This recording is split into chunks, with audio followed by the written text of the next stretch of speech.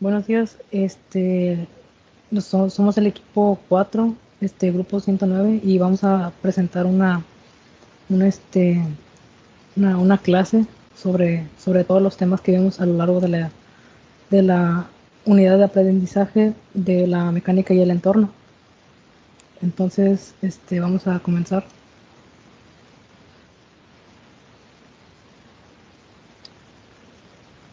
A continuación tenemos una breve introducción, la cual que dice, veremos que a lo largo de toda la presentación abordaremos temas vistos durante el curso de la mecánica y el entorno, tales como magnitudes escalares, magnitudes vectoriales, el método de las componentes, o sea, tanto como en X como en Y. También veremos conceptos bases como lo que es la caída libre, el tiro vertical, y pues casi siempre vamos a tomar en cuenta mucho el número de la fuerza de gravedad que ejerce sobre o sea, la fuerza que equivale a 9.8 metros sobre segundo al cuadrado.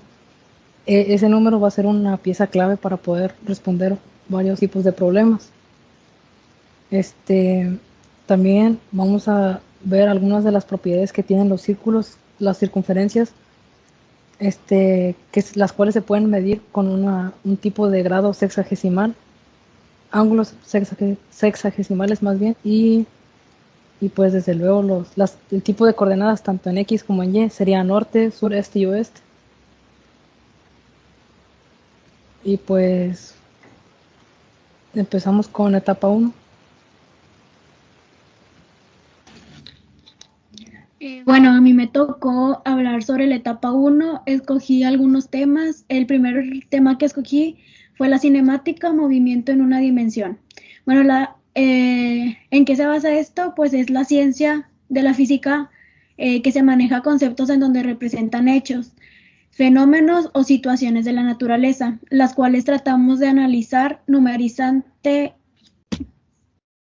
para conocer su comportamiento mediante las llamadas magnitudes y cantidades físicas. Sin embargo, algunas de esas magnitudes presentan propiedades direccionales. Por ejemplo, podemos mencionar el caso de llegar a un lugar determinado. Para hacerlo debemos conocer la distancia que es necesario recorrer, así como especificar la dirección de este desplazamiento, pues de un ser así.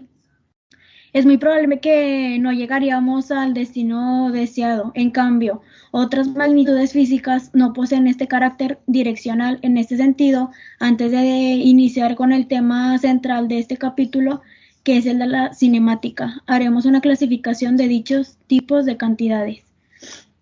Las magnitudes escalares y vectoriales. Las magnitudes físicas se pueden clasificar como escalares y vectoriales. Magnitudes escalares se precisan por completo mediante el valor numérico y una cantidad de medida. Estos no tienen dirección, como por ejemplos de magnitudes escalares tenemos la distancia, la rapidez, la masa, el tiempo, la temperatura y muchas otras que con el tiempo, el estudio y la dedicación aprenderás a identificar. Las magnitudes vectoriales se precisan mediante el valor numérico o la cantidad de medición correspondiente y además de una dirección.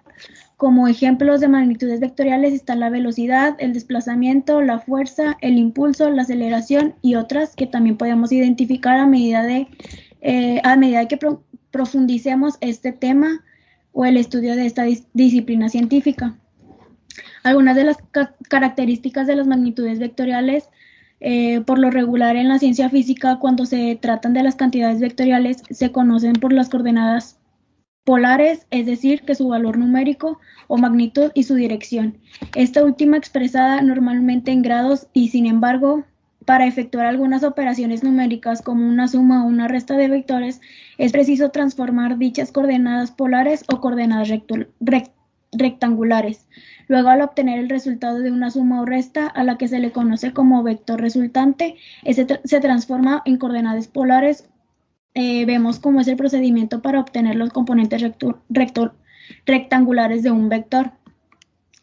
Ahora, el método de los componentes para la suma. de vectores. Esto existen varias formas de sumar vectores. Es un par de ejemplos con los métodos gráficos, como el triángulo o el polígono, que seguramente conocimos en la escuela o la secundaria. También existen muchos métodos analíticos en los cuales se requiere el uso de fórmulas y cálculos matemáticos para llegar al resultado. El movimiento es una dimensión. Bueno, al hablar del movimiento en una dimensión nos referimos al movimiento que tiene un cuerpo cuando su trayectoria es una línea recta. También se le conoce como movimiento rectilíneo. Algunos autores hacen una distinción del movimiento rectilíneo de dos tipos al saber. Número 1, el movimiento rectilíneo es uniforme, aquel en el que el cuerpo se mueve a velocidad y rapidez constante. Y número 2, el movimiento rectilíneo es uniformemente acelerado, aquel en el que el cuerpo se mueve en línea recta con aceleración constante.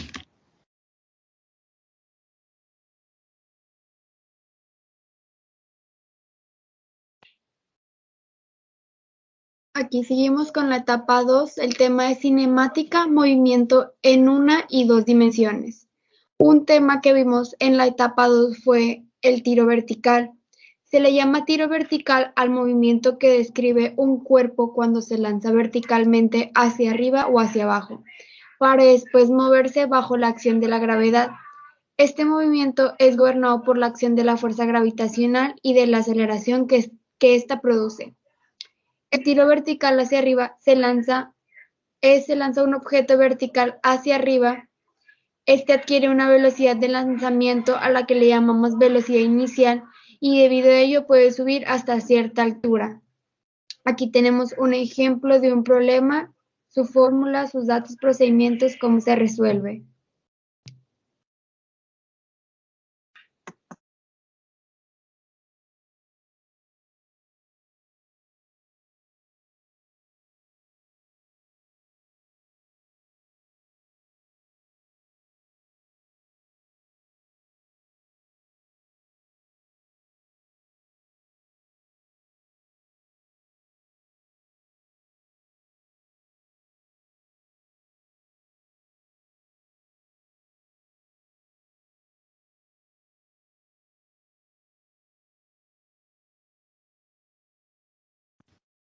Bueno, pues seguimos con etapa 3. La etapa 3 es cinemática, movimiento circular.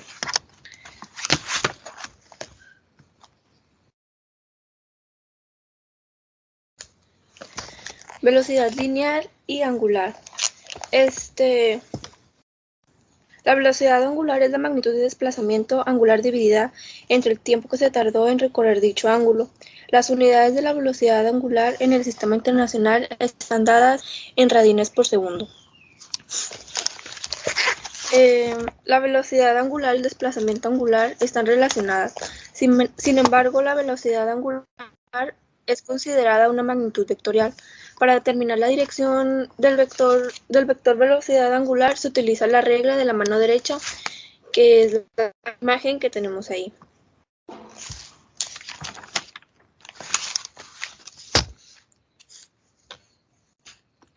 Relación entre velocidad angular y velocidad lineal. Dentro del movimiento circular, todas las partes que contienen el objeto se comportan como un único punto que sigue la trayectoria de una circunferencia manteniendo una trayectoria perpendicular al radio. Esta circunferencia por la velocidad lineal también recibe el nombre de velocidad tangencial. Y pues tenemos aquí la fórmula, cómo se despeja y pues sí, fórmula y cómo se despeja.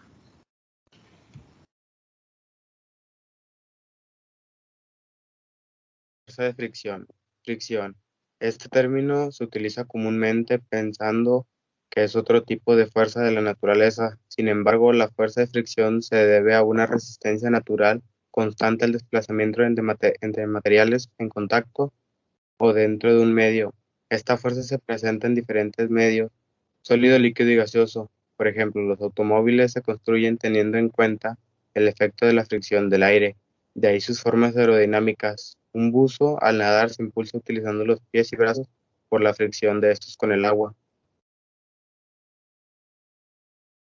La fuerza de fricción es proporcional a la fuerza de compensación y esta compensación es numéricamente igual a la fuerza normal para que la expresión anterior se dé utilidad práctica y se convierta en una igualdad. Hay que introducir una constante de proporcionalidad, con lo cual resulta la siguiente fórmula. En este caso, la U es la constante de proporcionalidad que llamaremos coeficiente de fricción. La fuerza de fricción no solo aparece cuando hay movimiento, sino que también existe cuando un cuerpo se encuentra en reposo y tiende a deslizarse sobre otro.